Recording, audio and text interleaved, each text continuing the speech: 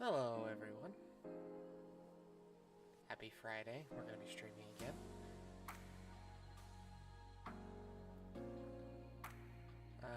Yeah, okay, I'm just double checking on my audio before I actually start talking. It looks like I've got everything pretty good so far. So, hi, I'm Kieran from Tales from the Basement, and tonight we're going to be continuing the model that I started kitbashing last week. All on stream, I kitbashed Zane here. This was the combination of the two models found in the description below, and when I had a sleepless night last weekend as well, I went ahead and extended that kitbashing into a version of Zane here that's riding a horse. Making sure that it's all in focus.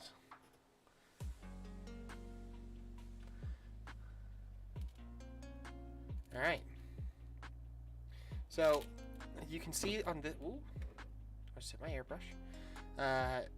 You can see on this model that I already did some airbrushing on it, and that's mainly because I want a light effect coming from the blade here. And so that glow I had represented in orange paint, and I airbrushed it in a way that all the light is kind of originating from this blade in a spherical fashion. And then going from the other side of the model, I made sure all the shadows were coming in the opposite direction of the sphere, as if it's like air pressing up against a ball. And that's what we're going to do with the model we're painting tonight. Now this is my character for a D&D campaign I'm going to be playing in. This is Zane Sheridan.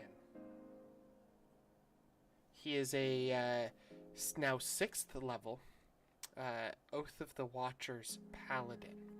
And because pretty much everybody who's watching my stream, or will be watching my stream, is a part of that campaign, I'm not going to give that many details about his backstory because, well, what's the drama in that? But the first thing I'm going to do is I'm actually going to... Thank you, Rosie. I'm actually going to paint the blade white. This is because I want that to be...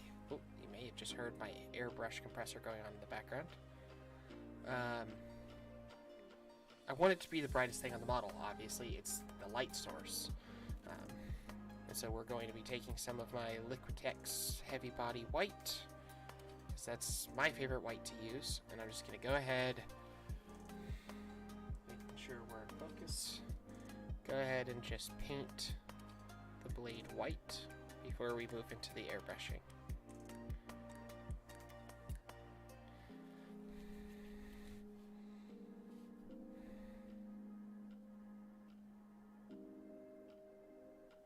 You go ahead and let me know if the audio is a little too loud versus my voice or anything like that. Don't want a repeat of last time.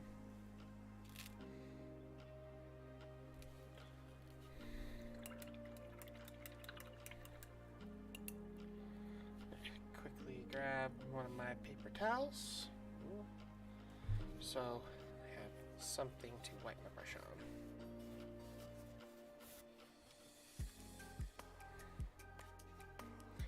Alright, so that's about where I want it.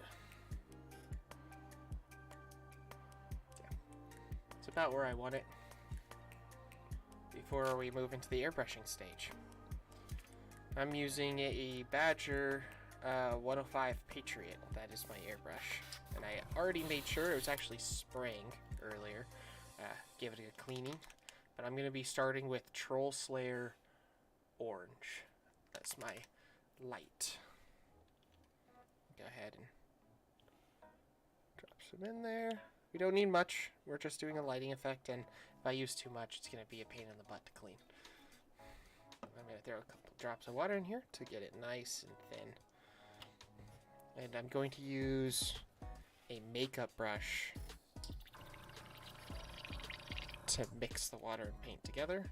Now the paint, the makeup brush is so I don't damage the needle coming out of the end of the airbrush. Then, just testing on my... So we're just gonna start off with airbrushing the blade. Let's see if we can get you guys a bit of a better angle for what I'm doing here. Sorry if this makes anybody sick. Let's go ahead and fix the focus.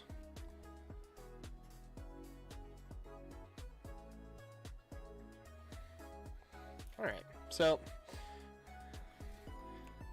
let's get it even further over. So you can actually now see my 3D printed airbrush booth that I made myself. Made and designed myself.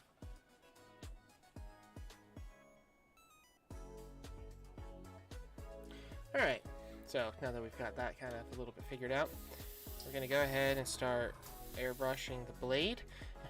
And then what we're going to be doing with our airbrushing is that we're actually going to be approaching it from all the light is going to be originating from the blade. So all those angles need to be from that point. So we go up and down. That's kind of what we're going to end up doing.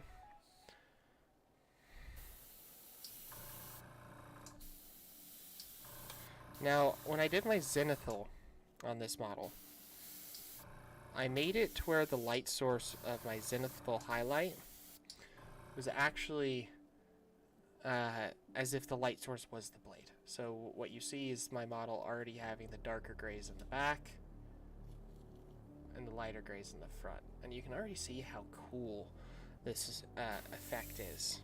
And we're just going to keep hitting it as if the light is a sphere coming off of the blade.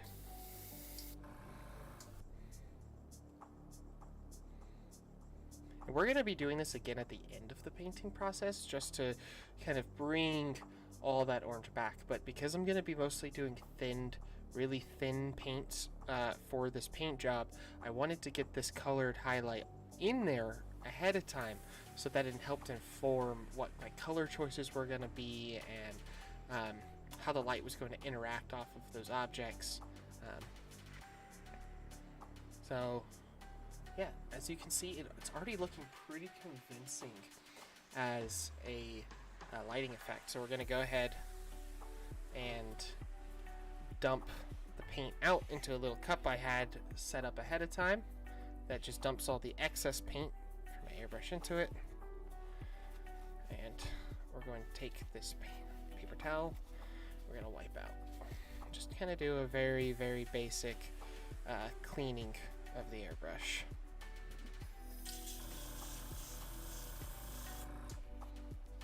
Alright, let's put some water in here.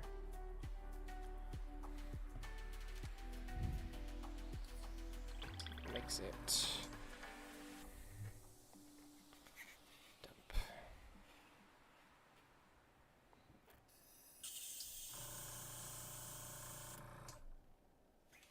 Alright, we're going to be doing a couple more of this rinse and spray to try to get all the orange paint out of here before we move on to the purple.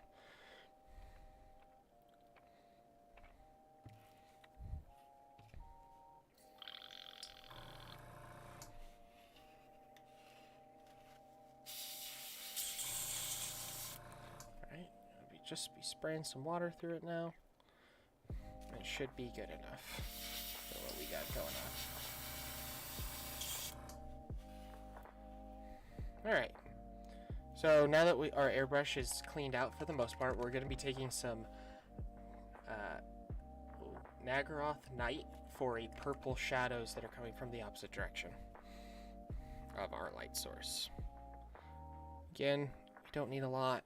Anything else is just a waste that we're not going to be able to use later. Drop some water in to thin it.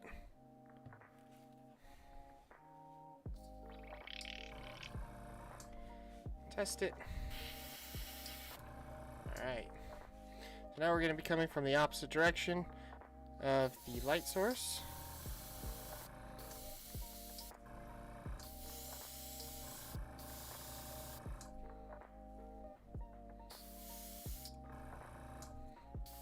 deepest shadows.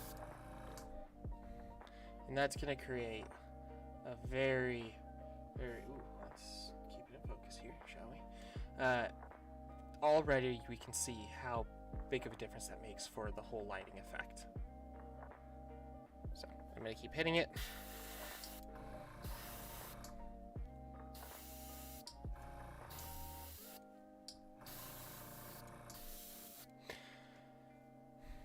Alright, and all the grays are now our mid-tone areas that are no longer in the bright light or the dark shadow. So I'm going to go ahead and clean my airbrush so the paint doesn't dry inside of it, which would suck. Spray out all the extra paint.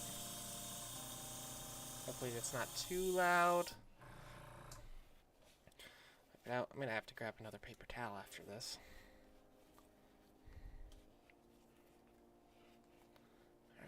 Spray some water in here.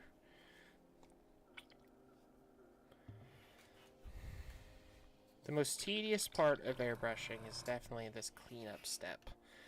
The actual use of the paintbrush or airbrush is actually pretty great.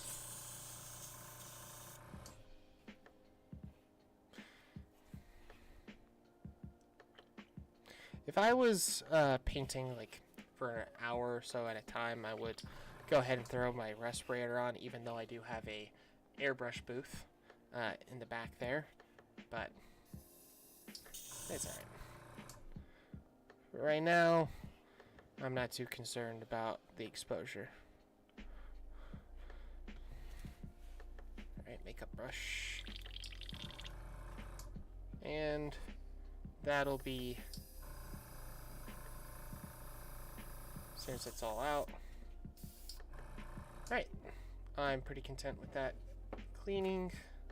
We're going to go ahead and move on to paint. I'm going to go ahead and take my glove off because I don't need it anymore.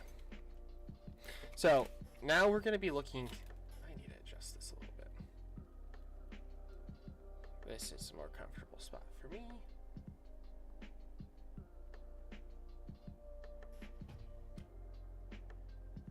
Alright, so we have values we want now. The brightest brights and the darkest darks. I'm going to go ahead and throw both of our colors on here. And these are the colors I'm going to be using for adding to my paints to do my highlights and my shadows. I'm going to be mixing them into every color I use. So we're going to start with, I'm going to go ahead and say we're going to start with the blue of his coat. And I'm going to do that with Aldorf Guard blue.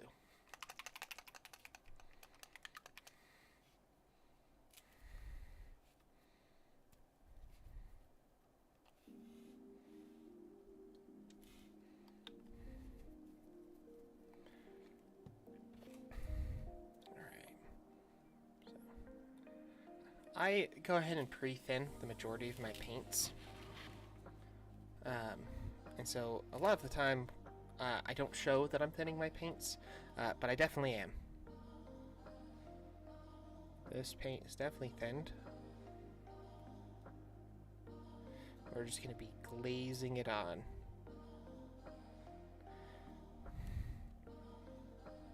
As we get towards the back, we're not actually going to spend so much time on these back portions because they are in the deeper shadows like we were talking about.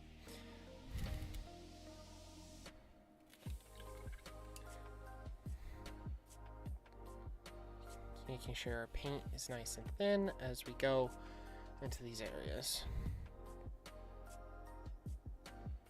We don't want it so thin that it starts to run, but we do want it thin enough that we can see the colors that we just airbrushed on through the initial layers we do.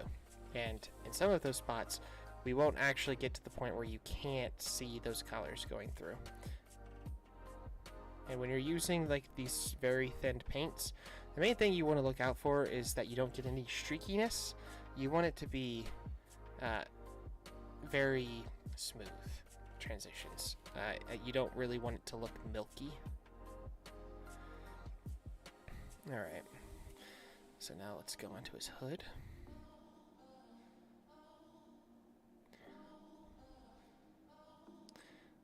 When I was playing with him for the second time earlier this week, somebody asked me, like, what does he look like? And first and foremost, he wears a mask. And they're really pushing to find out his race.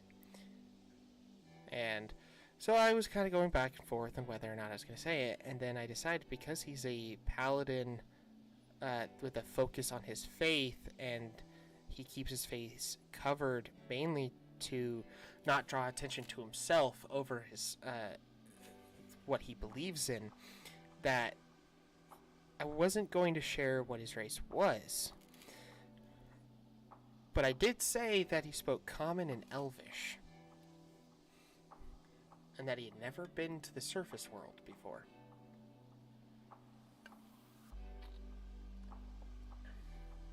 So in that, when I was thinking about his paint job, what does that look like? How does somebody who's never been to the surface world end up with a horse that has deer antlers as his fine steed mount? It kind of hit me that his horse probably has antlers because he figured in the pictures that he saw of deer and horses that they're the same creature, but he wanted the like big one for his mount, but he thought the antlers were cool. And that's the backstory of why his mount, that's definitely a horse, has antlers. Because let's be honest, paladins aren't known for their nature savvy.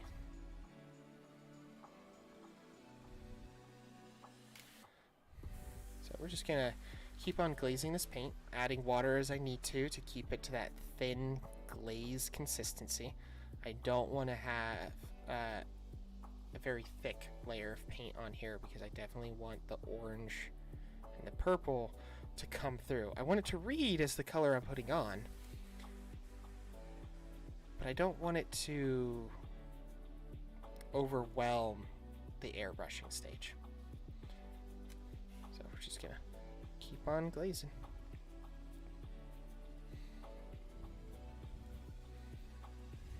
Now this might end up with a pretty desaturated look, but that's okay. We'll come back with highlights that will bring it up. And I think I over-thinned my paint here just a little bit. It happens. It happens to the best of us. We're gonna keep on going here. Now, the reason I picked blue for his coat is really for one reason. It's because blue and orange contrast. They are complementary colors with a lot of contrast between them, and so therefore this light effect will go so beautifully with the blue and really make it all pop. If we're following like the traditional color wheel, you want to look at what's the opposite side of whatever your main color is going to be in order to do your highlights or lowlights. For instance, if you're doing yellow, you want to shadow with purple to really make it pop. And now because orange is close enough to yellow, that's why I used purple as my airbrush step. Yeah, we're gonna keep on going here. Just slowly layering on this blue.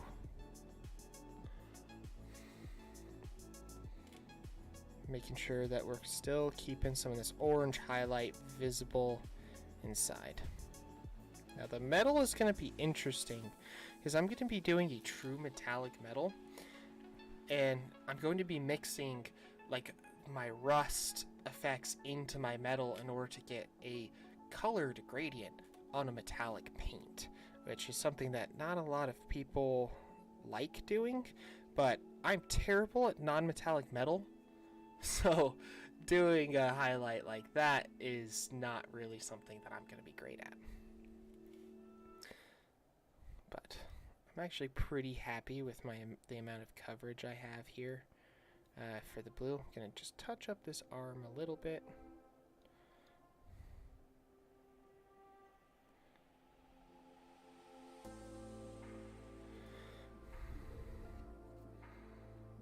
Alright. With that, I'm pretty content with that. Now, I've been thinking about what his cloak is going to be. And I'm not 100% sure on this, but I think it's probably going to be some sort of hide. So I think... no. Is that what I want to do? You know, we'll come back to the cloak. I'm going to go ahead and, once I touch up part of his coat, I'm going to go ahead and work on some of the metallics. I'm going to start with Iron Warrior from Citadel. It is a dark steel. And I want to start there because this is a dark environment, and that way a Lead Belcher and then Rune Fang or even Brass Scorpion are going to get me to those highlights that I want. And because you can't really glaze on metallics, I'm going to be losing most of these highlights that I airbrushed on.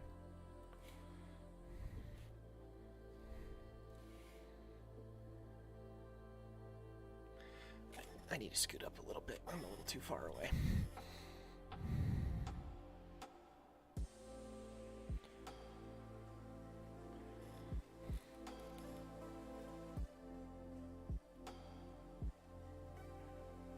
Just trying to fix the camera a little bit here. Alright. Alright, so you can see I have lost.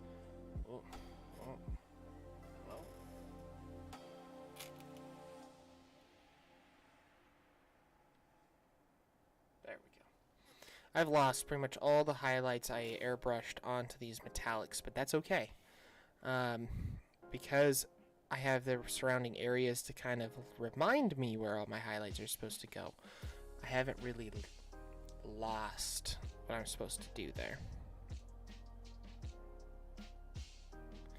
Alright. So it looks like his cloak wraps around here, so I don't really need to go much higher. I've decided that this breastplate is going to be a brass breastplate, simply because that's going to look pretty darn nice. But I am going to make this pauldron steel.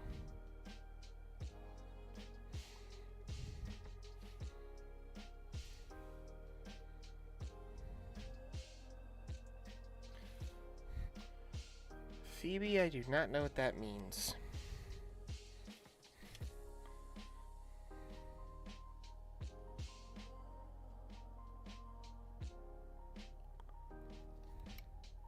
I think you were on my last stream and posted the exact same thing. Starting to think it might be a bot.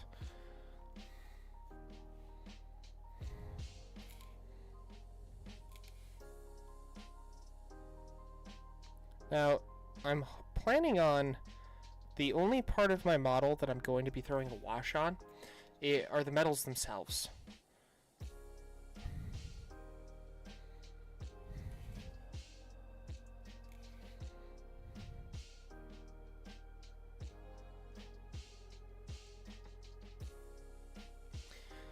And then I'm actually going to be taking a purple tone that's similar to a wash.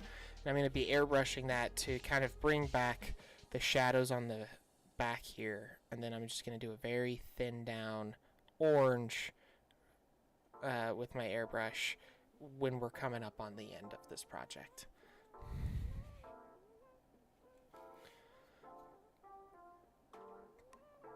So a bit of his backstory that I'm actually comfortable sharing is he was born a slave. And the only times he saw light were during his fights in the slave pits. and that was orchestrated by his slavers. And so he came to worship the light. It was his. He saw color. He was given a chance. He was able to grow and gain new skills, and there was something that came with the light that he came to love, as it was the only time of color. And he could see in the dark, but he could never quite understand what it was. So to him, this light is this just extremely eldritch thing, unknowable. But when he discovered that he could begin to manifest light, a little bit of a hint on his racial background there. Oh,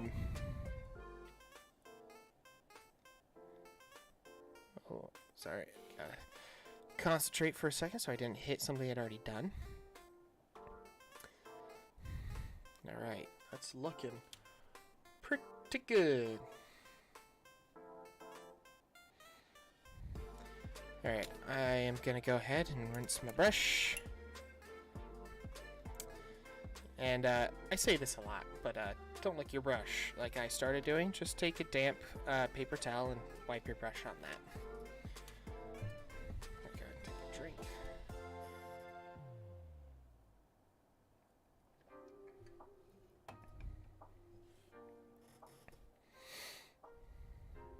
Alright. We're gonna go ahead and start working on his back here. Gotta reach for my paint if you see my face. Oh no, I just spilled paint. That mixing cup that I was dumping all my airbrush leftovers into. Oh, that's why I keep paper towels around.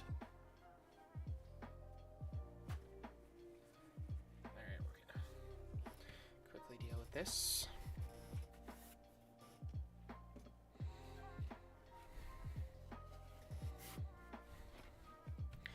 Alright, crisis averted.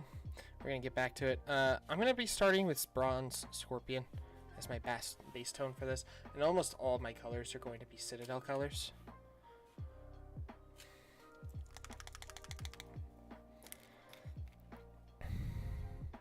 I'm definitely starting all of my tones from a pretty dark color. So I'm actually going to be mixing the brass Scorpion with a little bit of the Iron Warriors. So that way I really get like a truly dark kind of paint out of this. And then I'm actually going to be using this to tint the armor of the scales individually with a bit of an orange glow. Bunch of spectral highlights. So you can see having that be a bronze is really helping sell this idea of that glow. I'm actually going to be taking the same color here and just tapping a bunch of these little scales.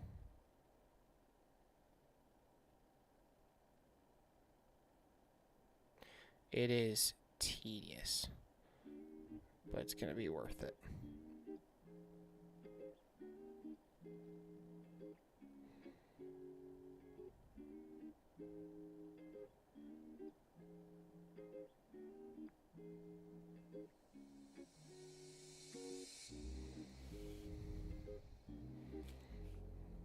It doesn't come through very strongly, but it does something. That's all I care about.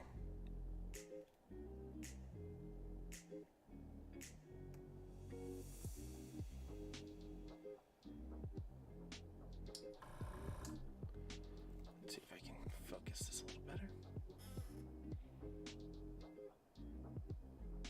There we go.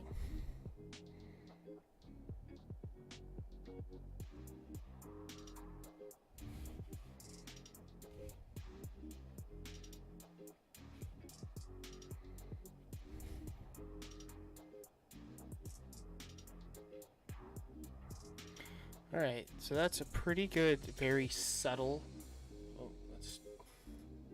very subtle glow along the armor that's just helping sell that this is a glowing metallic, that you're seeing the reflection of the light off of it. Just hitting some of the higher edges of the metal with this. Definitely some of the edges along this edge, because that's a thing, edges along the edge. Okay,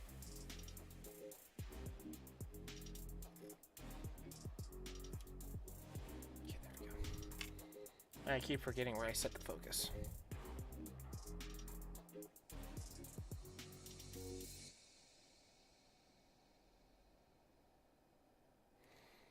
So everything we're doing, we're just trying to sell this idea that this glaive here is what's providing all the light to the model.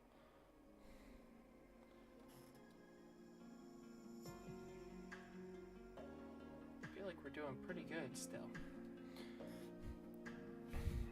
Now we're gonna mix in just a little bit more of the brass scorpion, excuse me. Maybe hit a couple more of these scales with a more concentrated version of it.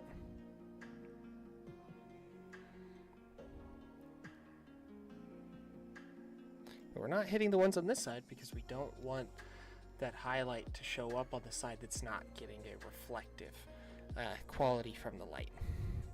So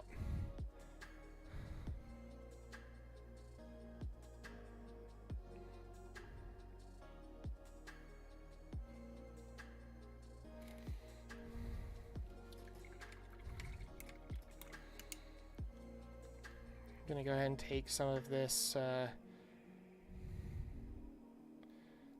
metallic, just some of this brown scorpion, and then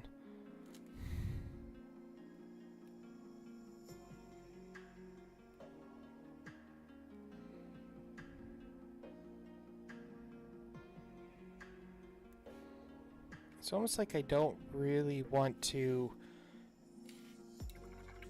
It's almost like I'm using the steel almost like a shadow metal and using the brass scorpion as a lit up metal, if that makes any sense. Like for instance, this mask,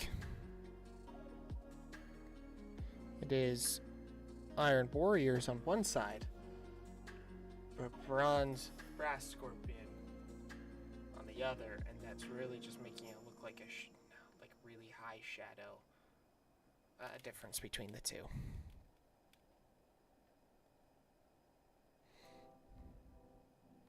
Now, when I did describe him during the game, the mask was actually supposed to be like a galaxy pattern, but I decided against that in the end because I wanted it to be kind of a mask that he just found, and having a galaxy pattern mask just doesn't really check out for me. Oh, sorry about my hand. Just gotta drink some of my drink. And realizing that you forgot to paint a little bit of his sleeve, we're gonna go back and do that.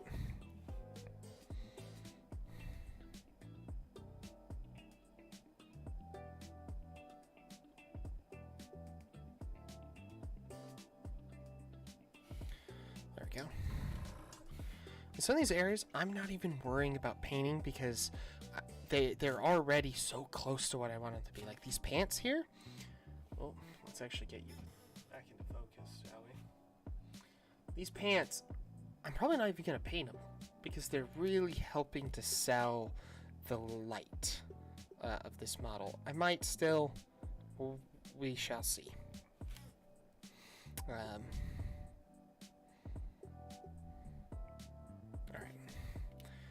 So I'm thinking, let's go ahead and go to the boots. And that I'm just going to be using a super simple Rhinoxide. Then I'm going to be mixing that with some Harvest Brown from Reaper, because it has a orange hue to it, And so I'll be highlighting with something that has an orange hue as well. We are going for a bit of a glow here. We want it to be orange. Okay, maybe I used Mornfang because I didn't realize I was out of Harvest Brown.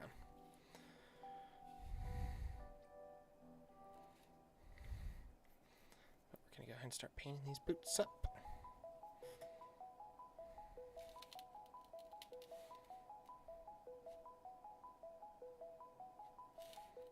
Making sure our paint's thinned the correct amount. That's weird. It's like his boots change shape halfway through.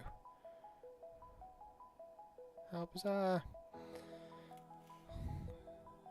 It almost looks armored on this leg. And then half armored on this leg. I'm not exactly sure why that is.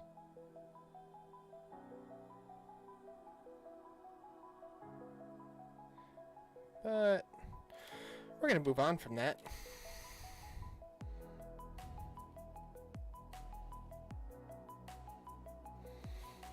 Definitely thin this paint down considerably.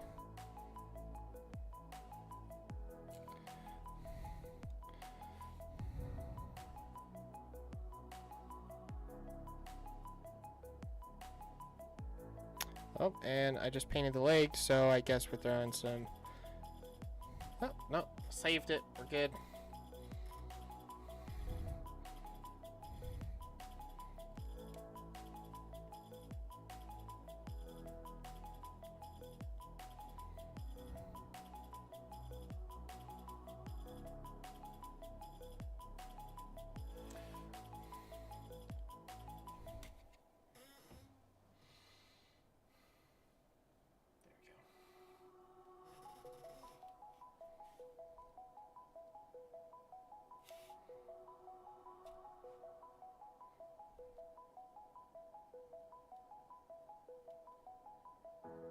Part of these boots do seem armored, so I'm going to be coming back with some of the Iron Warriors and doing that.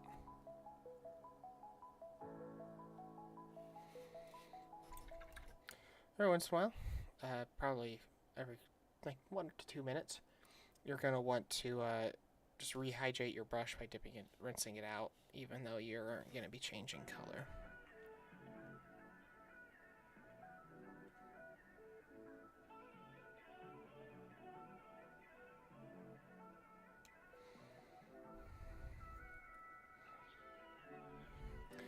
You know what we're also going to do is knee pads. This tone.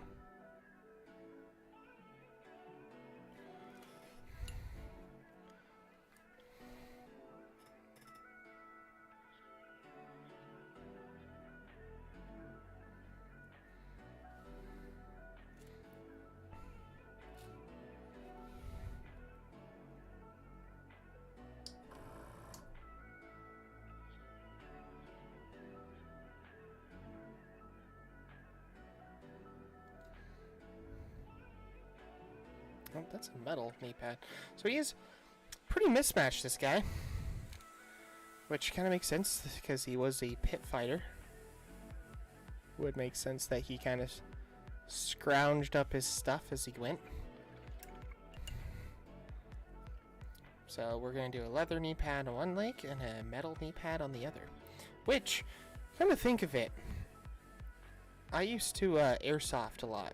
And it got to the point where I'd wear a knee pad in one leg, but not the other. Because I really only went down on one knee, one side.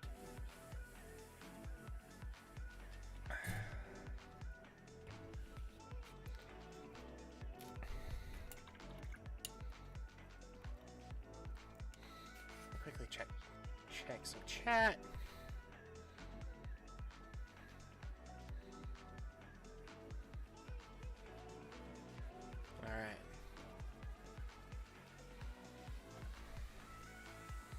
Alright, so far, let's see if I'm actually focused still. We've been using brass and Iron Warriors from Citadel to create the reflective quality of his chainmail to look like it's getting lit up by the blade, and also some of his armor sections we are using the brass scorpion to have like a reflectiveness of that light. We're just gonna keep moving along those indicators and kind of just hitting some of the highlights. With this sort of, when you're doing object source lighting like this, you're jumping around a lot. You're bringing all the values up at once, is kind of what you're trying to do. And I have a drop of water on my brush.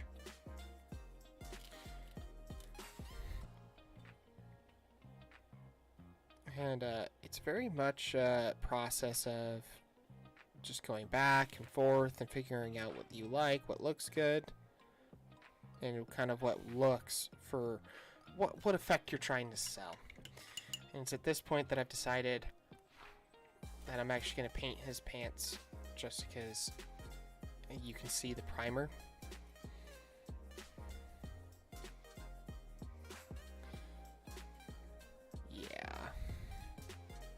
Unfortunately. Alright, what am I gonna do for pants? I'm just gonna go with a nice Baylor brown.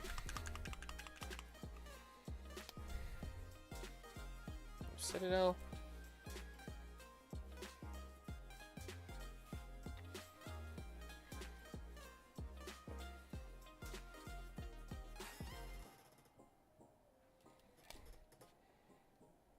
Sure the paint is nice and thin because again we're trying to get this to be more of a glaze consistency, trying to let the colors from the original airbrushing still peek through.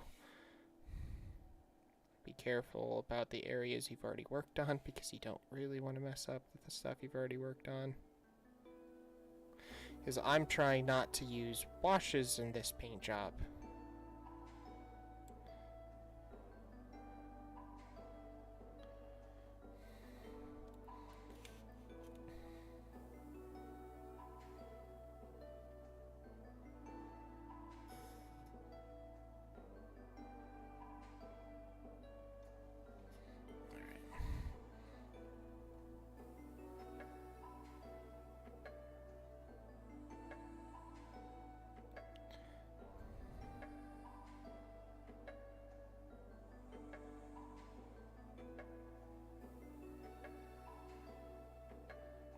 Be very careful right here. Alright.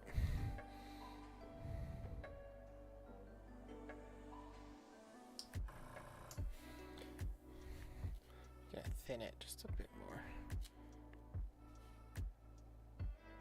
Really bringing it to a very thin glaze.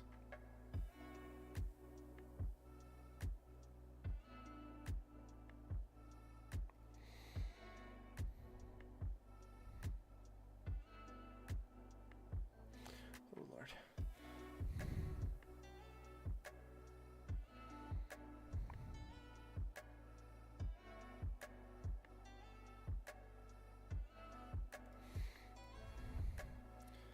Alright, I'm starting to feel pretty good about that. I am going to just grab some Ashen Gray for the fur right now. Something dark. Mix it up as best I can.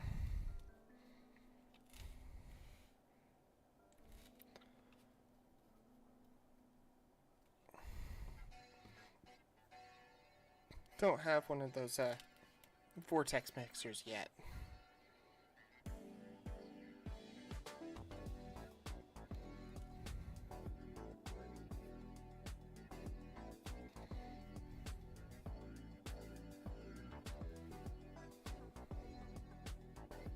Again, going for a glaze because we don't want to get rid of all the colors we've already thrown down. But that also means that we need to have a lot more control of our placement of the brush because we're not using a wash this time.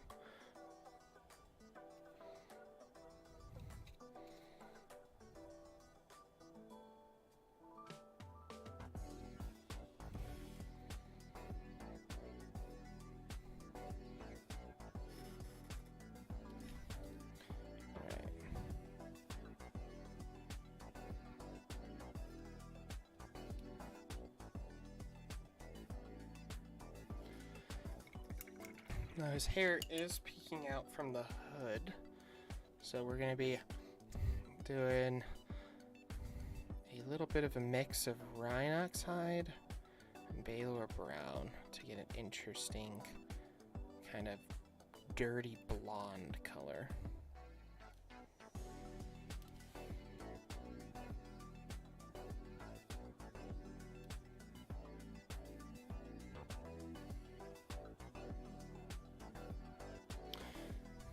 Not gonna lie, it kind of just looks like the orange glow, so I'm actually gonna be doing something a bit different.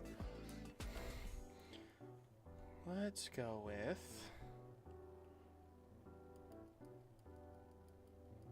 I don't want to do red hair. I always do red hair. Let's just go with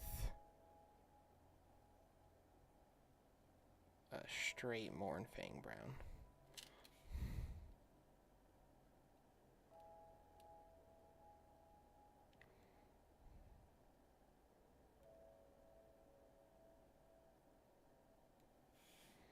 There we go.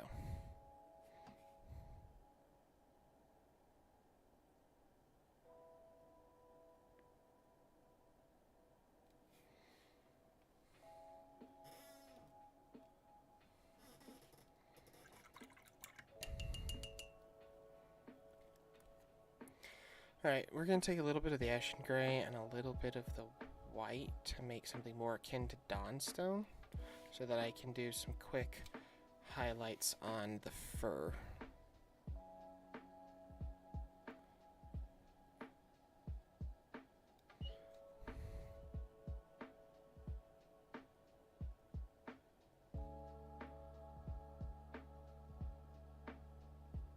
So again, we're not using a wash, so I really have to start everything a little bit darker and then work up to the shadows.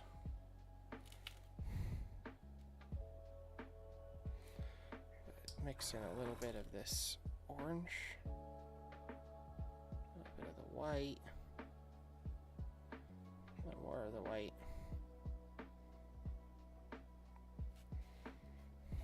and the points closest to the glaive I'm hitting with this very bright highlight.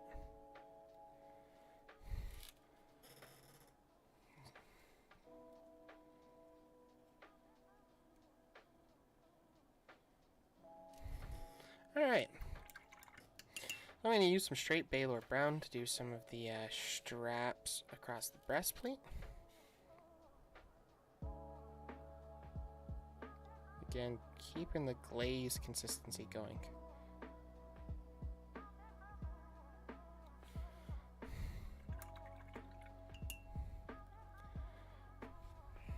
Got a little bit of that orange. Get a glaze consistency going with it. Almost a wash. Just so I can tint some of these straps, that orange closer to the blade.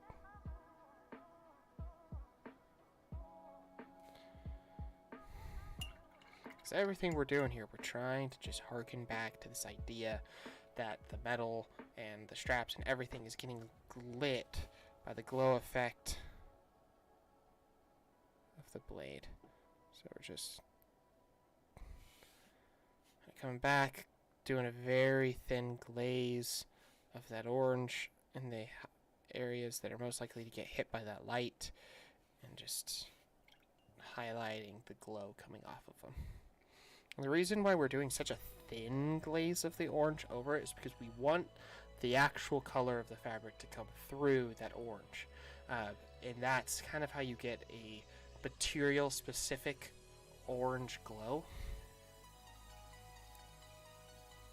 So I'm going to grab a little bit of the blue, mix in a little bit of the orange, come back, and just ever so slightly glaze it over some of these areas.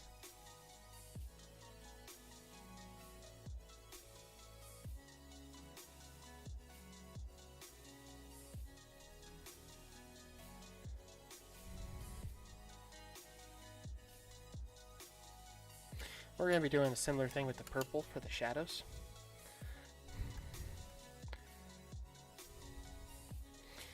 I'm going to take some of the Morn Fang, just a little thin down, as always, and start doing some of the more other leather bits.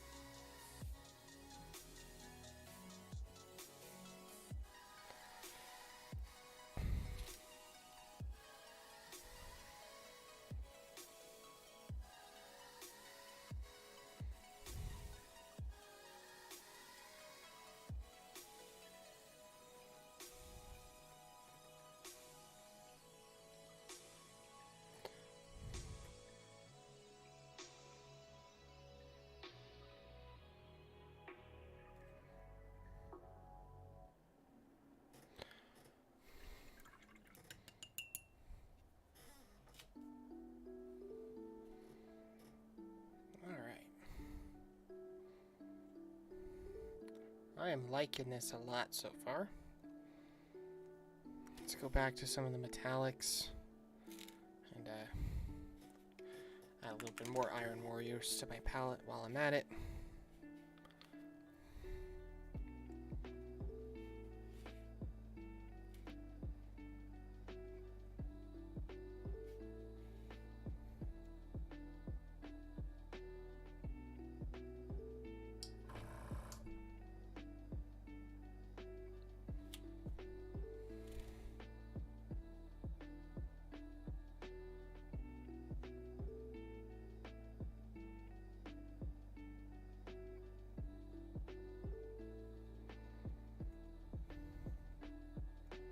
Now that I'm looking at it, those look like straps on his lower leg.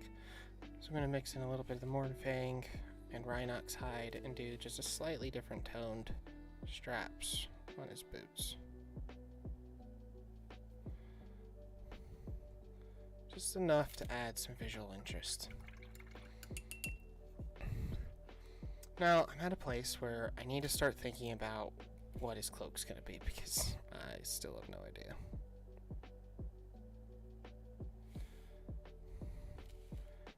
Just hitting some of these metallics on his boots and such.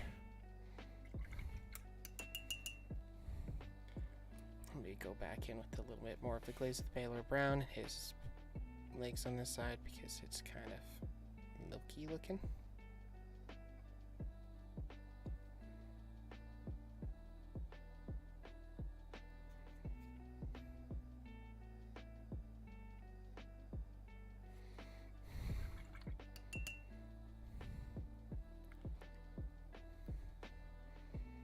I'm almost tempted to leave it purple.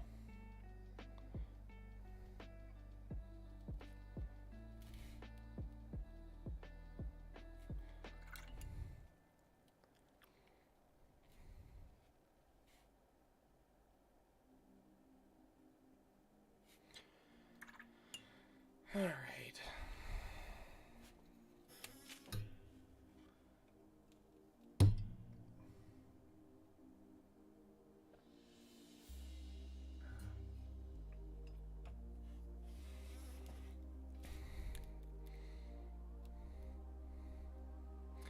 Ooh.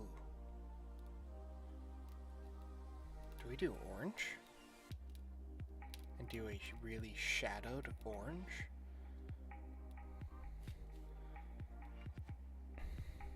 I'm honestly liking the purple for the cloak, though. Not gonna lie.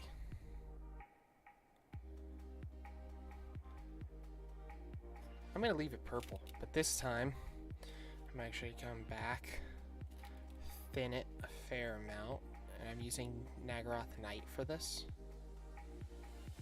Thin it to a glaze, and do the inside of the cloak here. Making sure we're in focus, because good lord, you need to see what I'm doing.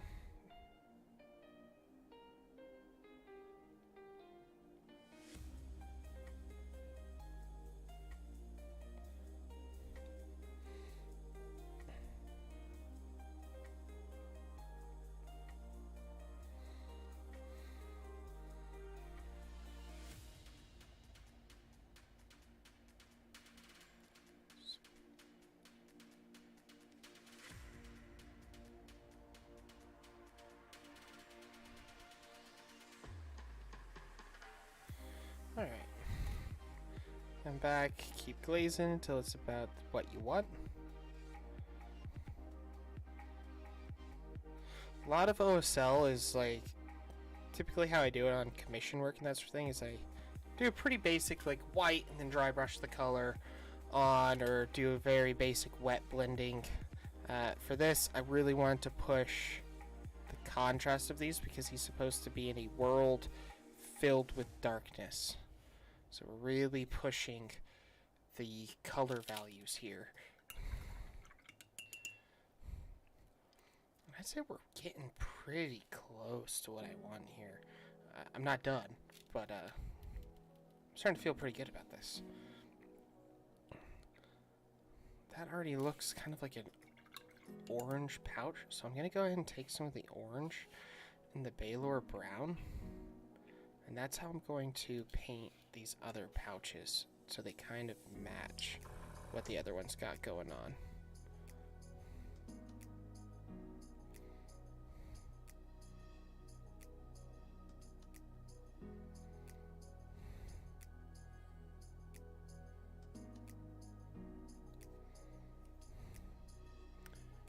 If you can see what I'm doing.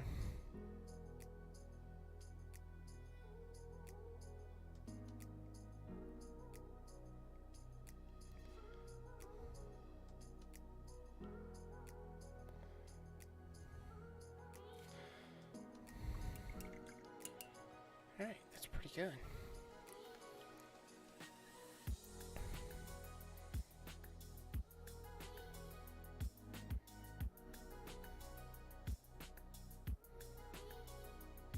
Alright.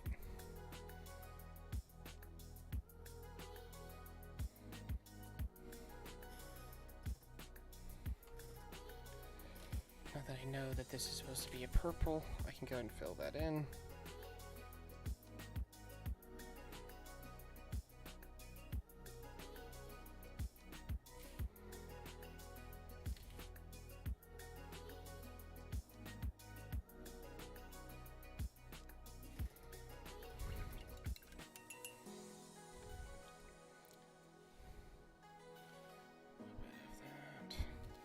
A little bit of that, and by that and that I mean Troll Slayer Orange makes a little bit of more thing, so I can get some highlights on these hairs around his face. Because you don't want to forget, you do still want a lot of the attention of the model to be taken by the face, even if the object source lighting is fairly low down on the model. Just where those highlights are going to be situated is where it gets different. Take a little bit of white and mix it in. Because mixing orange with blue just kind of gets this desaturated color that I'm not thrilled on.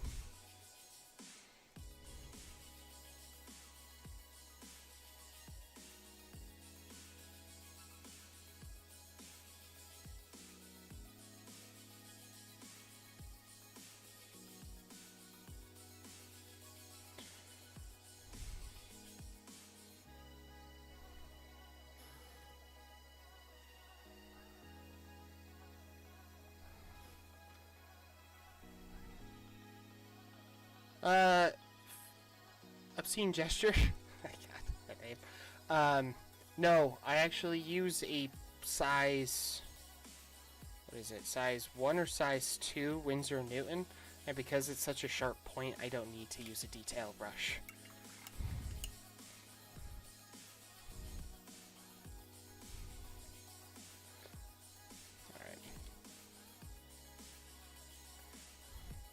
Alright, don't typically use one.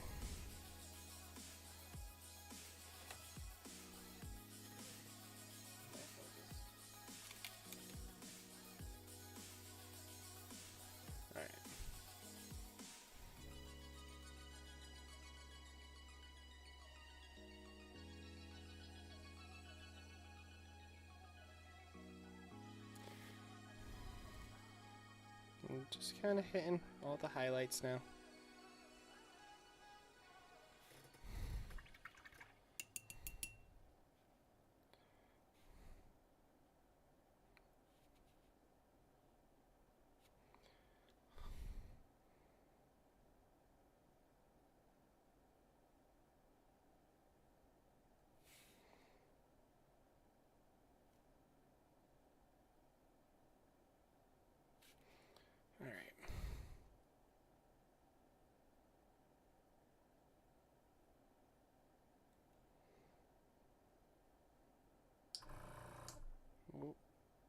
brush compressor. Alright. Let's do some of the straps on his arm. Just some straight Mornfang.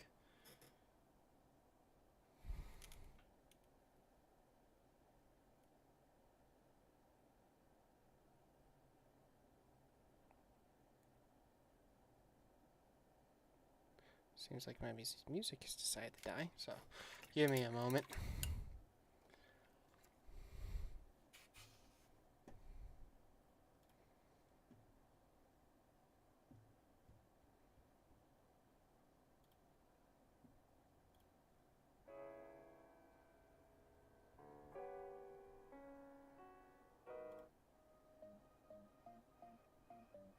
Cool.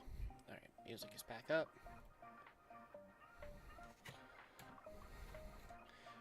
Alright.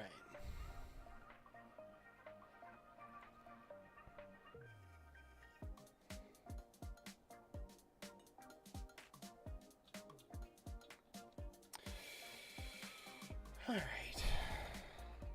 Let's go ahead and go for the wood of the staff. We're just going to go with some Rhinox hide.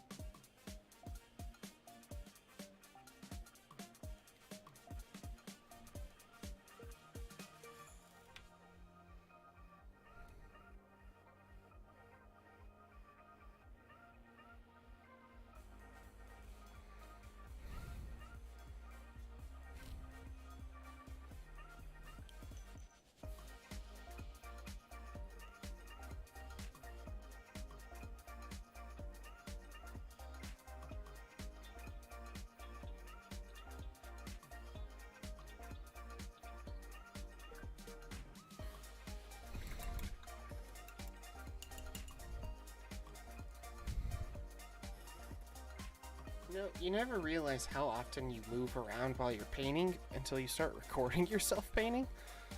And then you realize you move around a lot.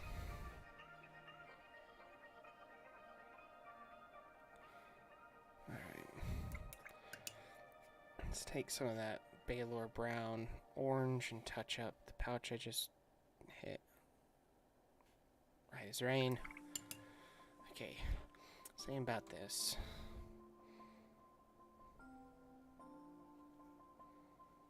Getting pretty close here to painting the base and thinking about how we're going to do all the shadows and highlights really from the perspective of the light source.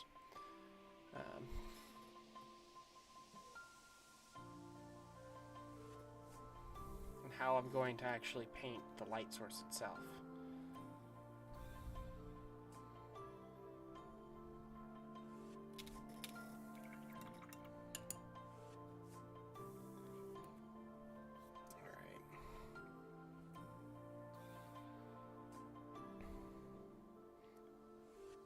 Alright, let's take some white. Let's thin it down using some water. And because my rinsing water is so dirty now, mixing white with it would just create a gray color. I'm going to thin it with some of my airbrush water, and then I'm going to just hit the blade with white.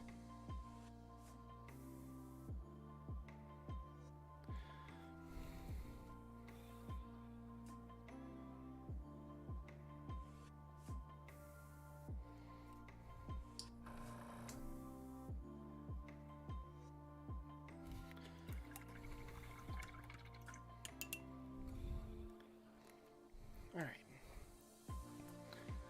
I'll wait for that to dry and paint something else in the meantime. So I'm actually going to take some shaded black for this cloak here, because it is in shadow, but I can't shade it with the color that it is. So I'm going to mix a little bit of black start painting into these recesses. So I really want to push just how dark the world he exists inside of is.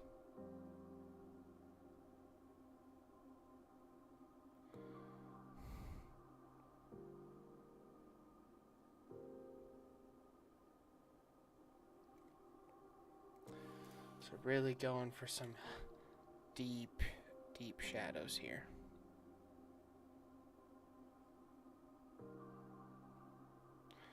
And this is also like almost a glaze of this super dark purple because I really just want to push just how freaking dark it is. But I don't want to have this read as a different color.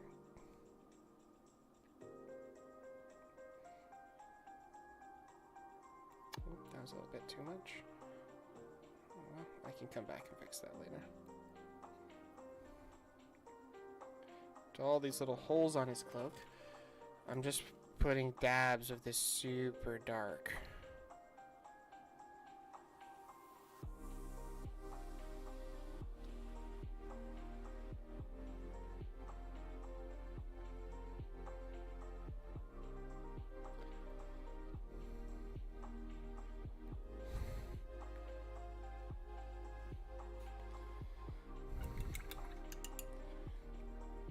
And I know I kind of already answered the detail brush question, but because I use this Winsor & Newton high quality, like size 2 brush, it is so freaking sharp. At its tip, if I take good care of it, that I don't need a detail brush, and it allows me a longer working time, and I don't need to grab I can grab a lot more paint.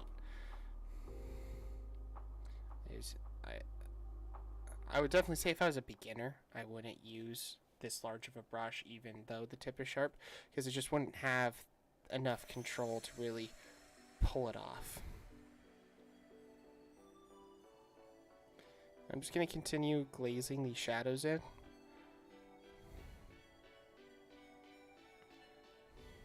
Because again, I'm really trying to push just how dark the world is, because the entire campaign is about fighting an entity known as the Darkness, and that we are literally bringing light into these places,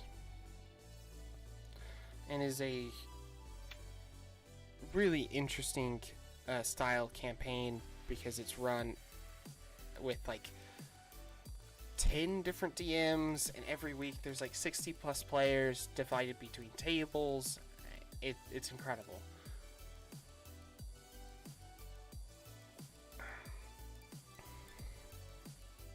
But I'm pretty happy with where the cloak is at now. I'm probably going to mix in just a little bit of the orange, a little bit of the purple to get... Actually, no, I don't want to highlight it that. I'm going to take a little bit of the purple and a little bit of the white. Just a very small amount here.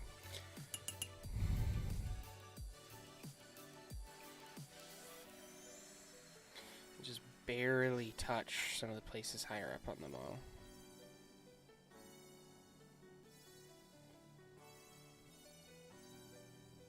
Basically highlighting some of these edges of the cloak just to make sure you know what the edges are.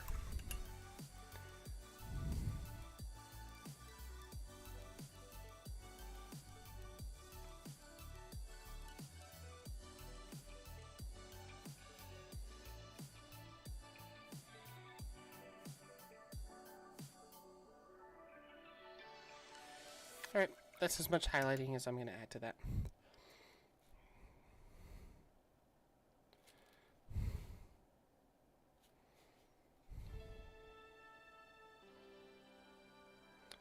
Hit some of the fur so you just know it's there. With some purple highlights, because again, it's in shadow.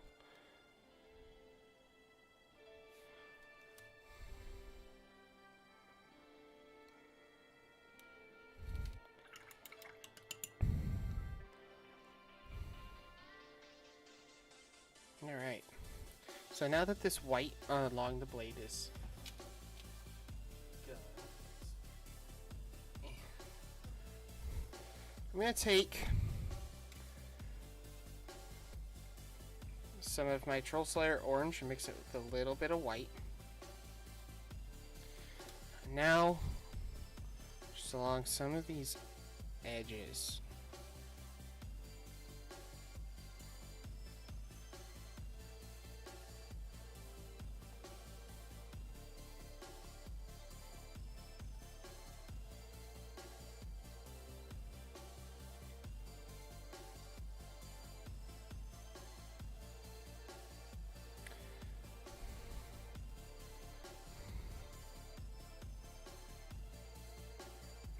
Going for something fairly thin here, almost like lace.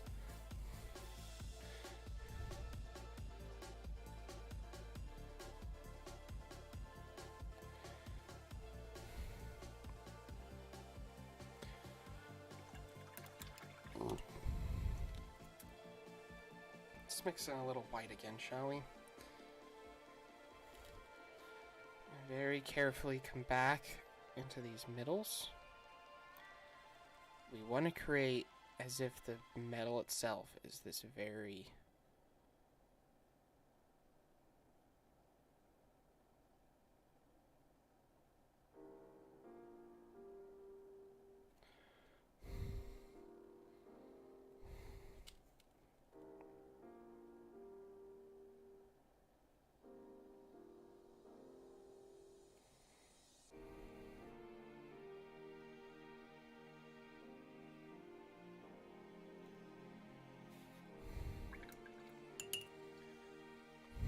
let's grab some more white, mix it into our orange mixture,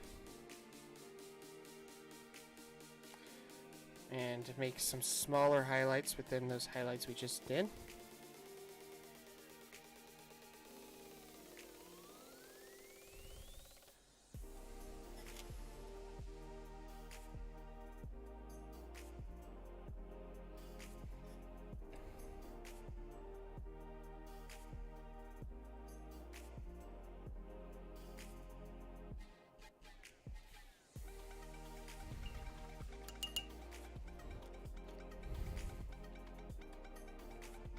Take some more pure white.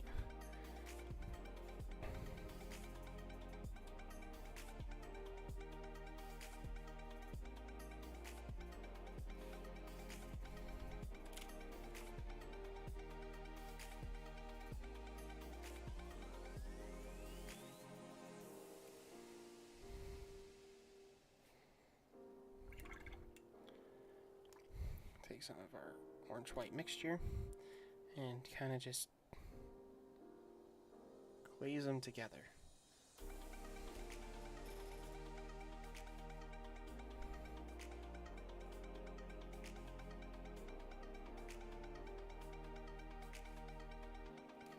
That was far too thin.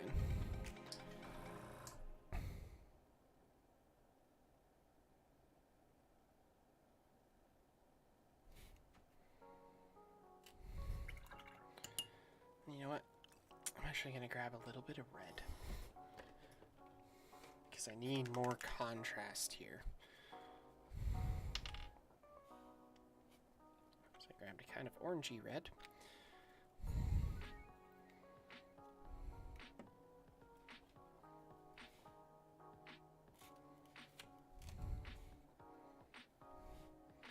Grab orange, mix those two together.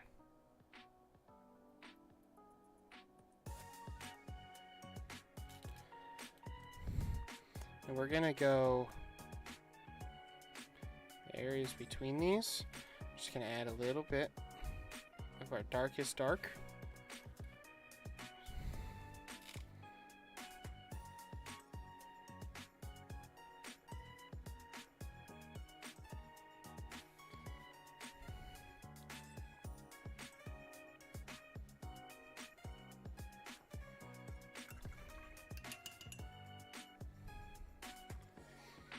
Just go some of the straight orange.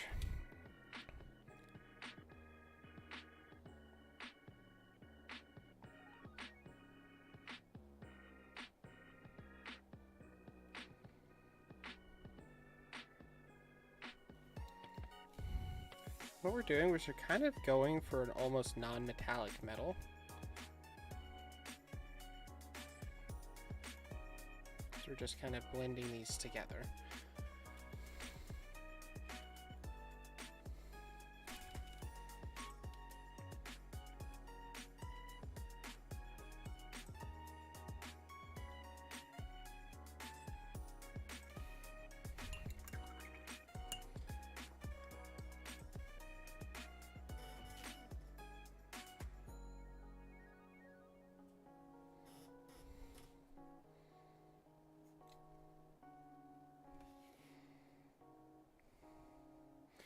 Let's go ahead and add an orange contrast paint.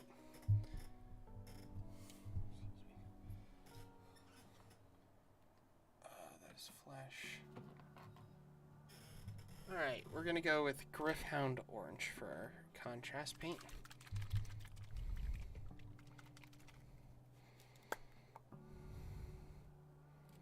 Let's grab a different brush so I don't ruin my expensive brush. Put that down on the palette.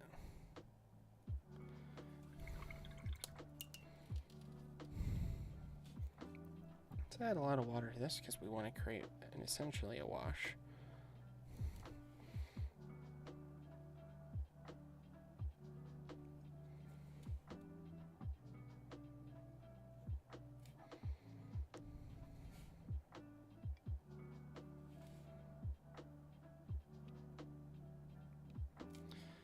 Alright, so I'm actually thinking this blade is pretty darn good, but one thing we're gonna do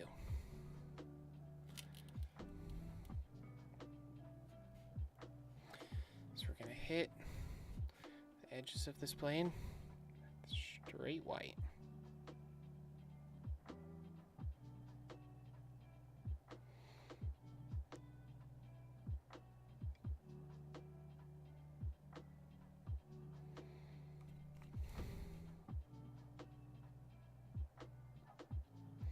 Really helps sell how freaking sharp it is, and like the heat is gathering on the edges.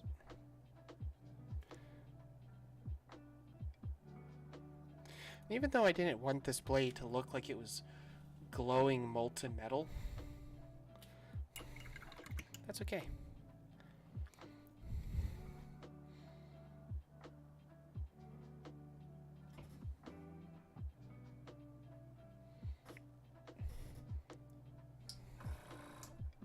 Come in with a very thinned white, and we're just gonna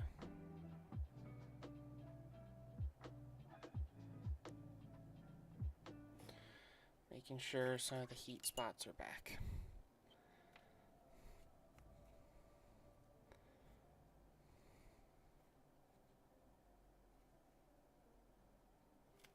I'm gonna take a little bit more white and hit some of the edges a little bit more.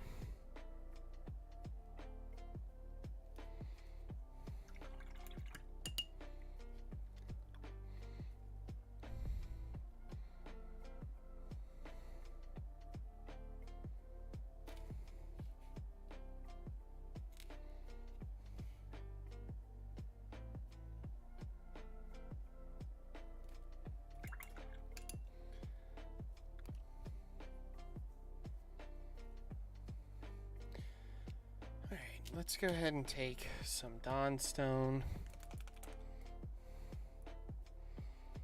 You know, let's actually hit it with Ashen Gray first. Do some of the base.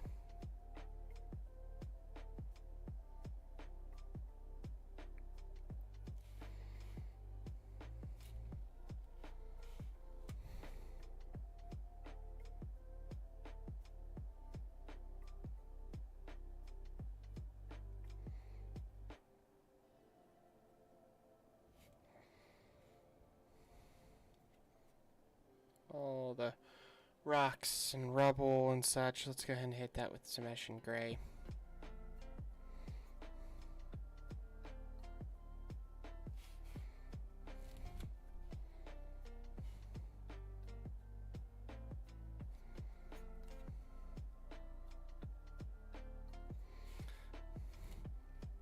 And as is the base, your attention's not really going to be on it, so I'm not being overly careful about this.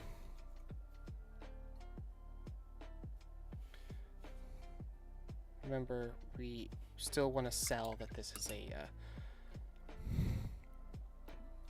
dark environment, so we're going to do the extremely washed down raw inox hide for the cracks.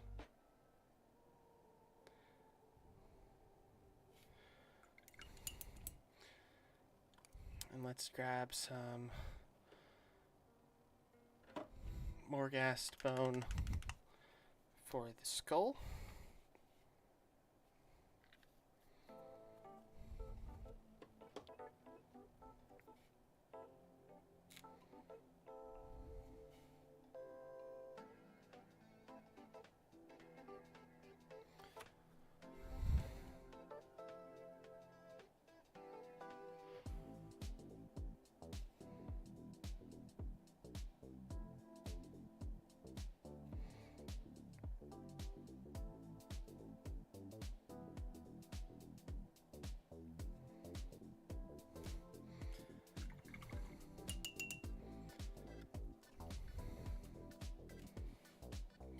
That little mistake there.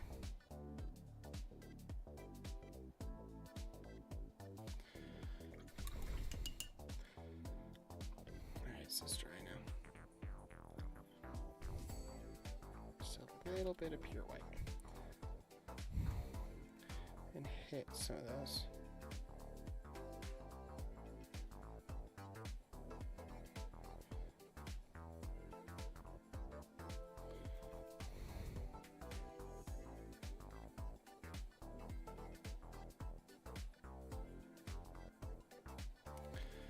Rinse and spread out.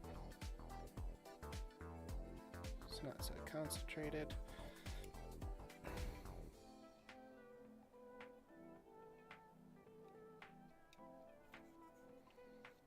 All right, that's a pretty convincing glowing blade.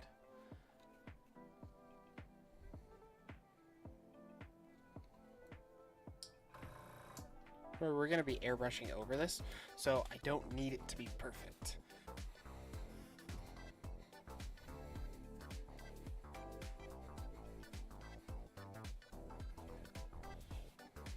I'm going to be taking some of my sterling mud,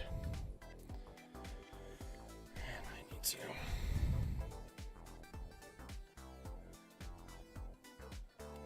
excellent. That's pretty well mixed. Sterling Mud by Citadel is a technical paint meant to mimic textured sand or mud on a base. So I'm going to be grabbing some of that and just putting it in the base that's not really textured with any of the gravel I had added or anything like that.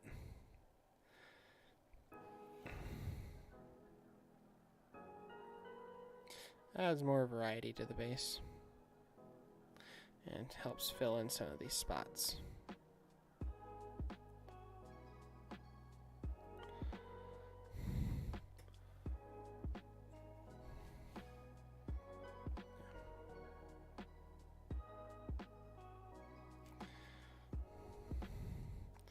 Alright, that's it for that. I'm going to take some of the Rhinox hide and glaze it over the gravel as well.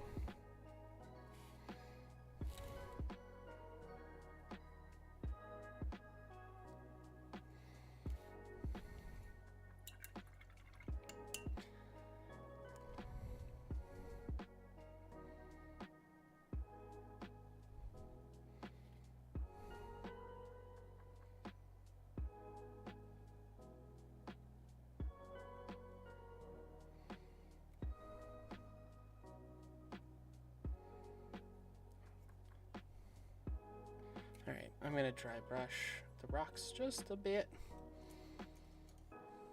Let's grab one of my dry brushes.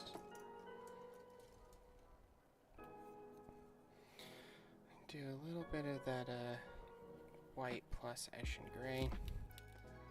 Wipe most of it off.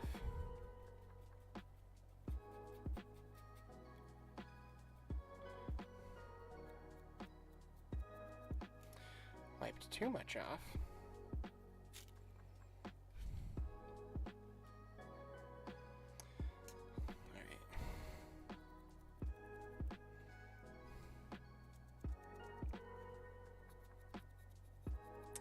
Never be too good that you don't dry brush a rock.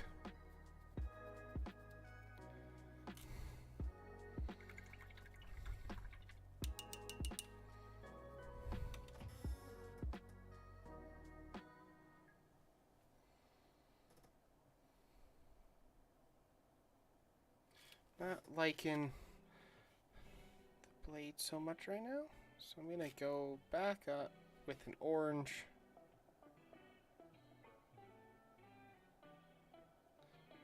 Just try to blend it a bit more.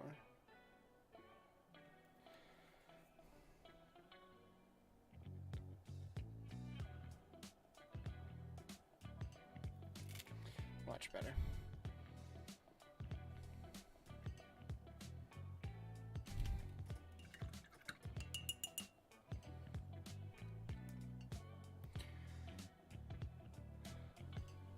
All right. I'm gonna go ahead and grab just Nuln Oil.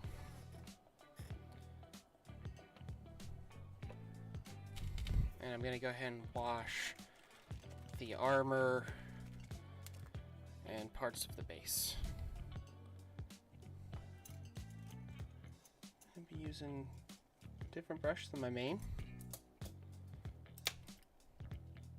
if I don't just throw it.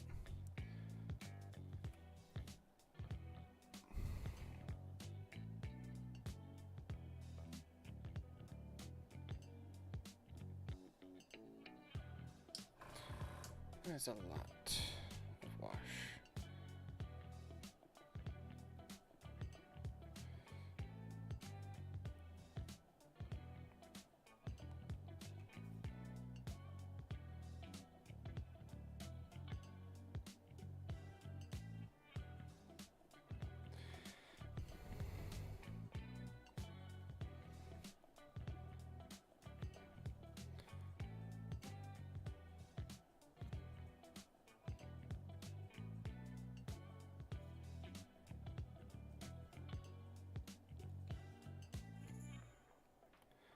Kind of using my brush as my own siphon if I've put too much on.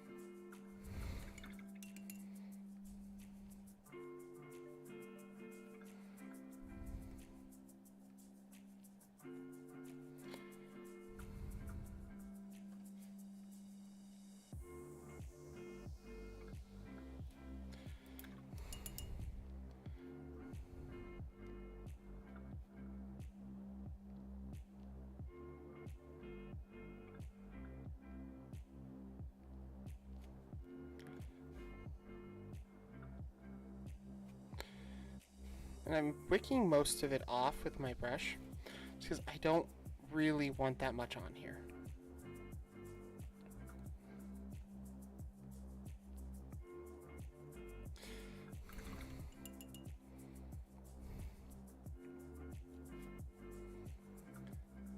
All right.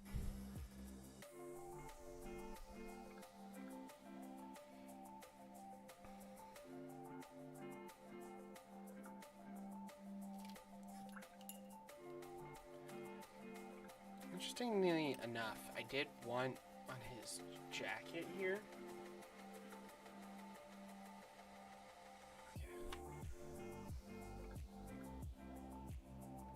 I did want to do a bit of a, like, almost starry, or like galaxy, nebula, gas, that sort of thing on his cloak. I'm trying to figure out the best way to do that and still make it look good. There's already a lot going on with this armor and him.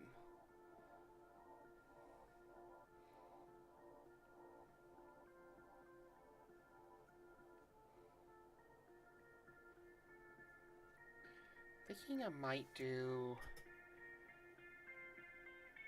some pigment. Do it that way.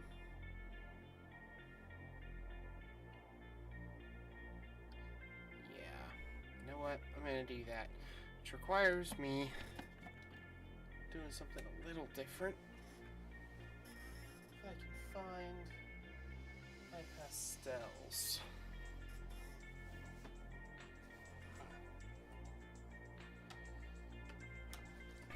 Alright, got my pastels. Let's find the purples. So, I'm literally talking about art pastels.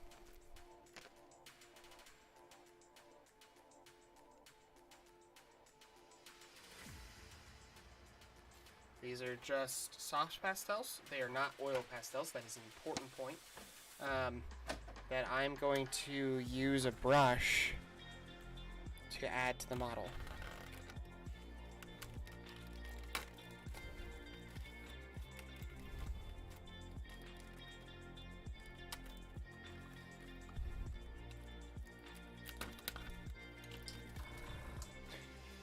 Alright. So I'm going to take some of the purples and just scrape powder off of the pastel. As you can see here. I just scrape some off. And now I'm going to take a brush, get some pigments on it, dab a bit off, and then just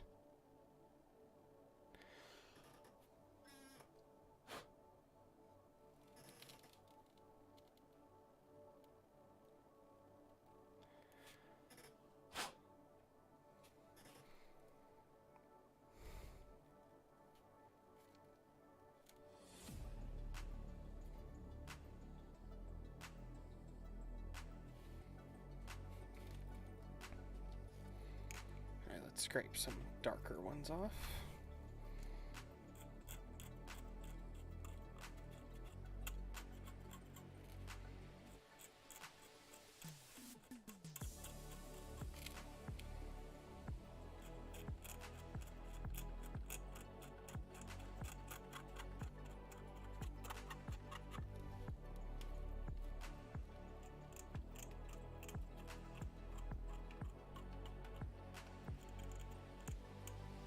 Alright, so we're just going to go in with a bit of this pigmentation, grab some other ones, and kind of just dot it around.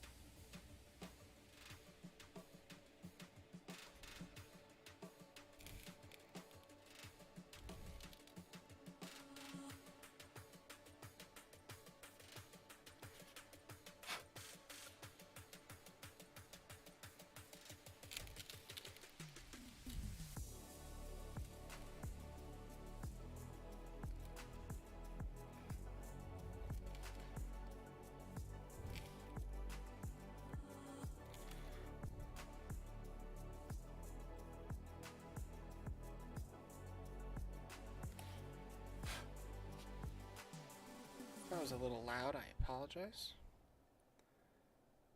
Alright, so it seems like it's not hanging on to the model too well. So I'm actually going to do this the old-fashioned way with paint. And grab some purples.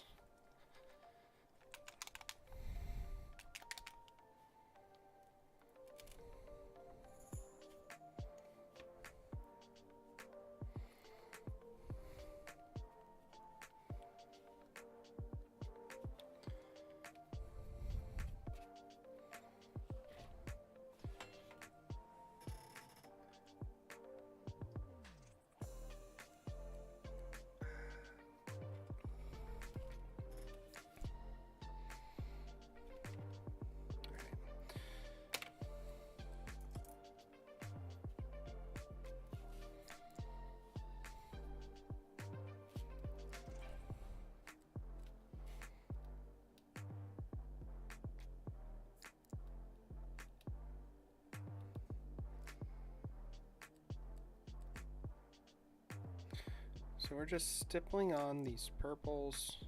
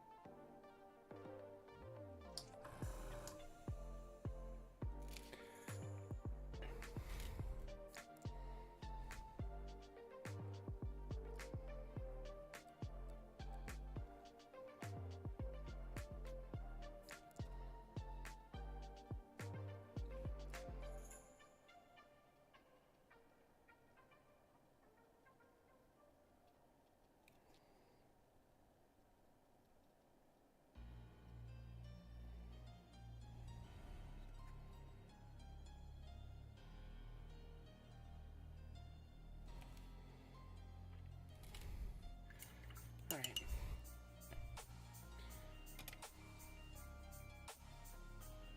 Now we're going to just take some white and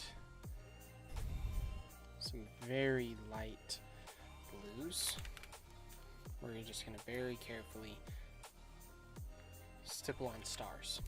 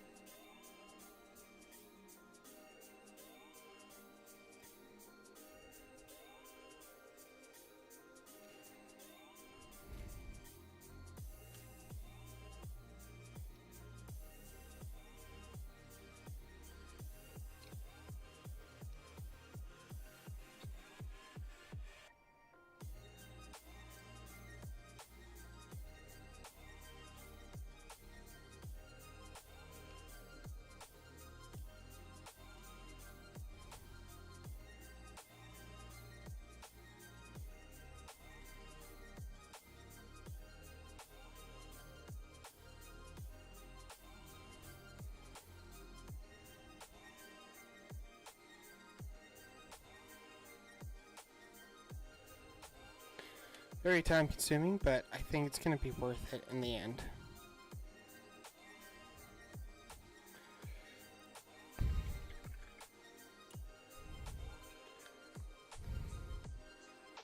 I'm not liking this brush for this. I'm going to go back to my Winsor Newton, some white, and just...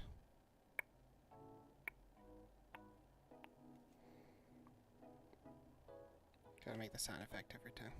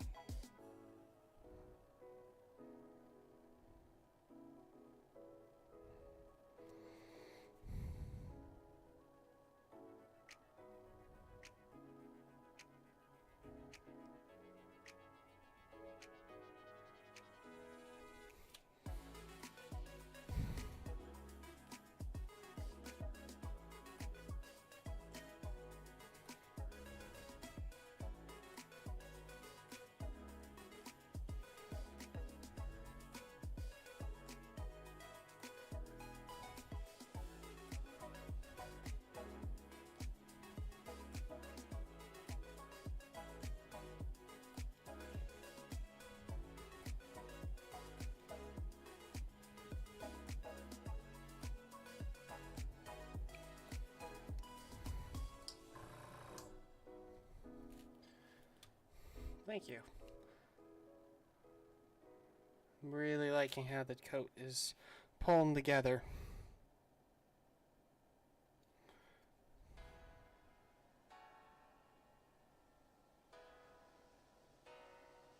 I almost didn't do it, but I'm very happy I did.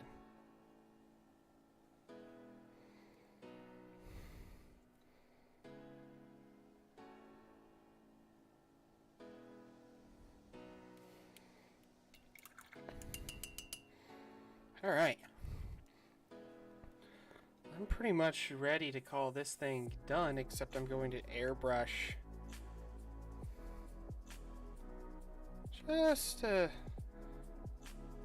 reiterate the, hey, this is really dark. I know I keep harping on that, but I really want people to remember that this is an extremely dark world that he lives in.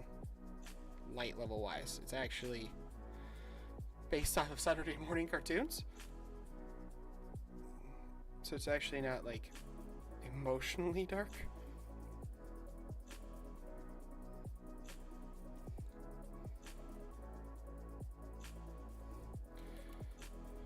I think that coat is good. What I'm gonna do, make sure I've painted everything I want to paint. Come back with a little bit of gold. No, not gold. Not brass scorpion. Sycorax bronze for the breastplate to do that highlight.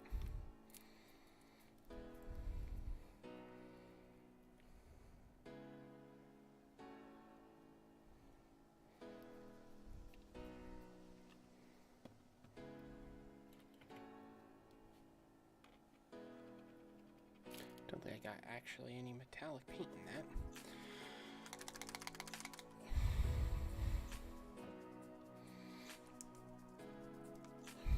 That's not what it looks like, I swear.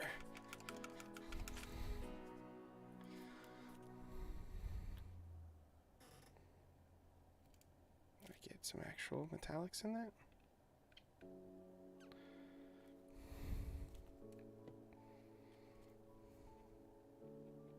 Yes, I did. Alright, and then we're just gonna... That did nothing. Alright. Let's come back with the Retributor armor then.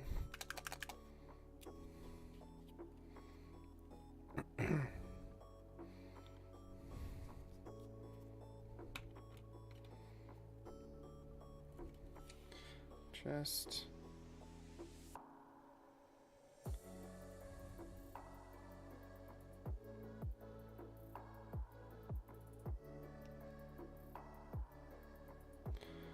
Alright. So with that highlight,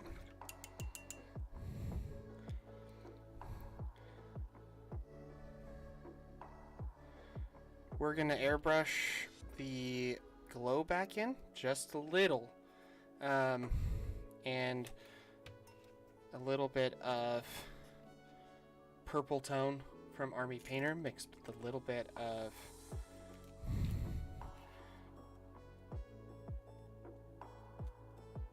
water that is fairly thick.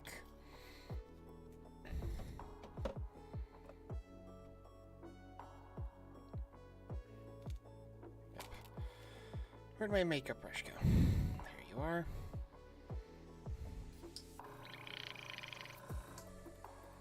We're just gonna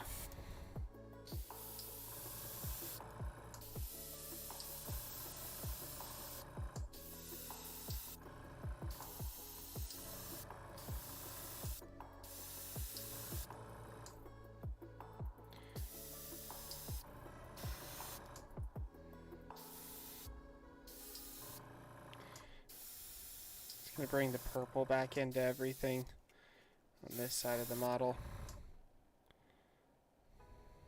without really changing any of the color added. And we're going to do our airbrush clean once again, the most time-consuming part of airbrushing.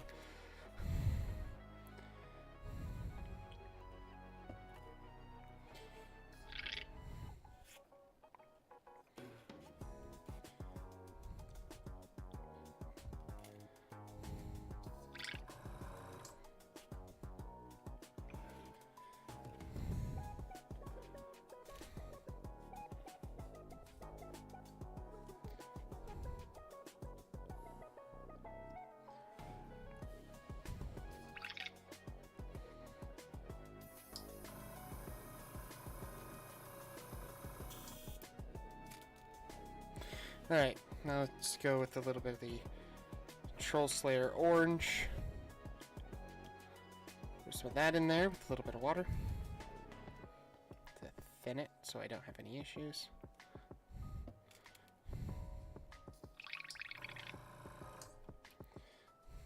Alright, let me grab a paper towel.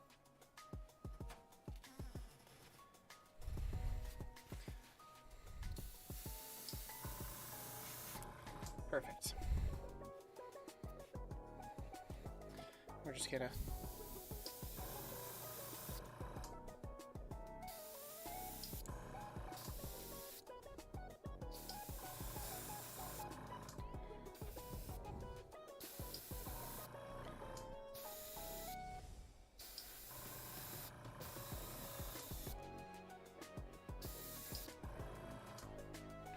all right.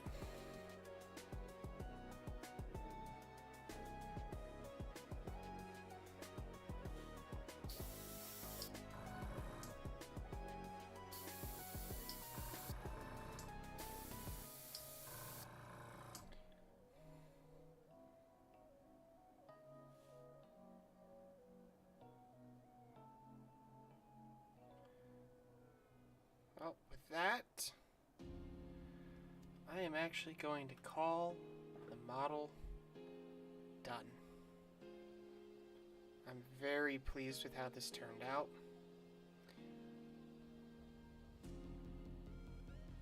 Might come back and hit the white dots. I was actually about to say it was done, and then I decided otherwise. So, y'all just gotta deal with that. Quickly, there's some more white down on my palette that doesn't have any room on it.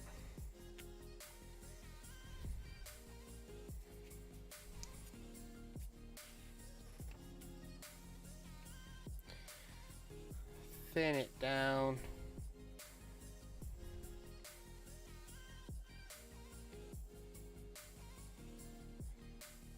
So I get a nice point, but also it comes off the brush easily.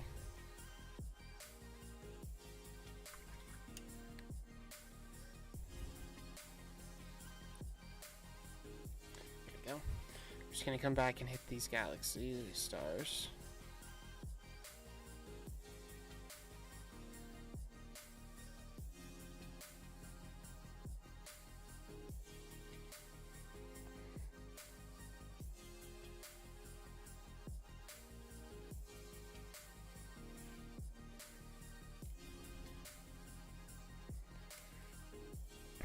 All right.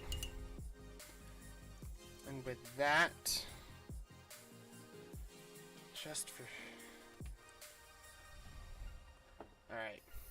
I know I keep saying I'm about to be done, but I decided just to really push how bright the blade is, I'm going to take some of Golden's High Flow Fluorescent Orange through my airbrush. Feel its paint come out. Don't explode on me, please.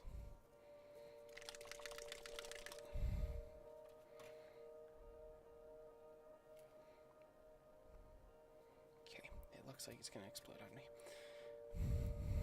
It might be because I never actually took the seal off, and that might be why it's not coming out. I'm going to take some of this fluorescent orange. Throw that into my paintbrush or airbrush. Not paintbrush, that'd be weird. Mix it. Do a test. This stuff's gonna be super freaking orange. You see that?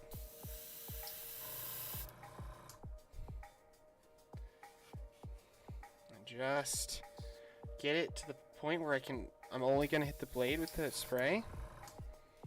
Oh, that's did a little too much.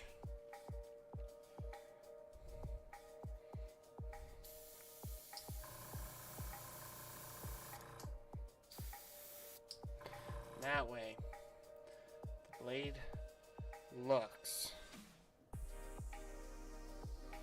like it is the thing that's glowing.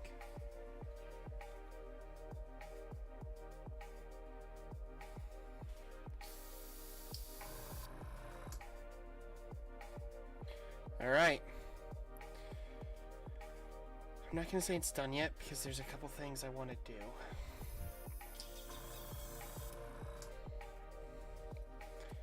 To kind of fix.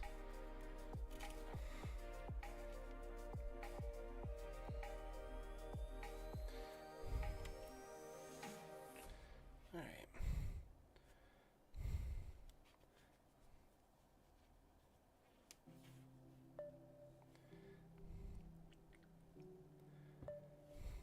We're just going to clean out the airbrush, because if you don't do that, the next time you got to use it, it won't work.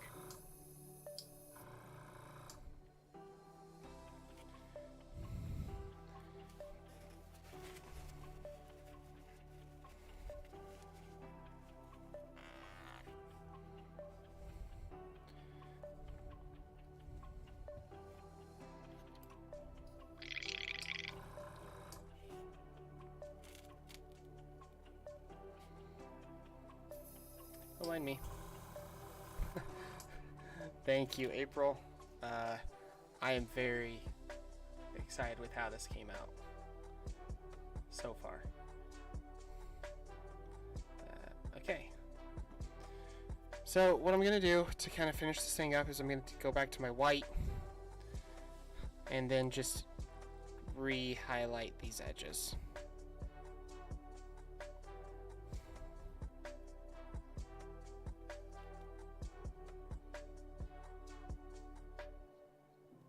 I want this to look sharp, but also to help sell that this is a glowing object and that the edges might be...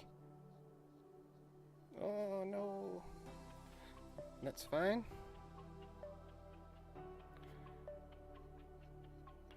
We will just go in with a little bit of the fluorescent with just our brush.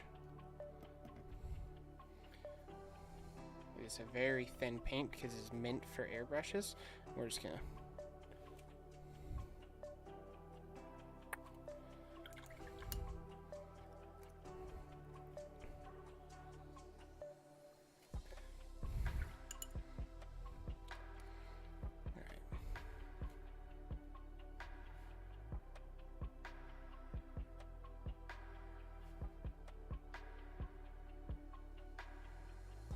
Alright. And at long last, before I change my mind again and put more work into it,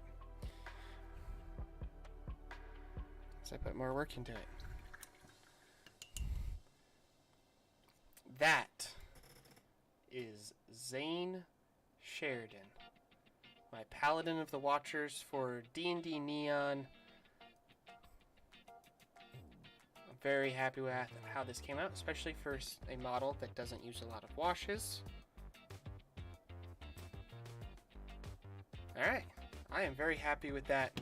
I hope you guys enjoyed it as much as I did painting it. I don't know how that sounded, but thanks for coming out, and I'm going to call that the end of the stream. Thanks, folks.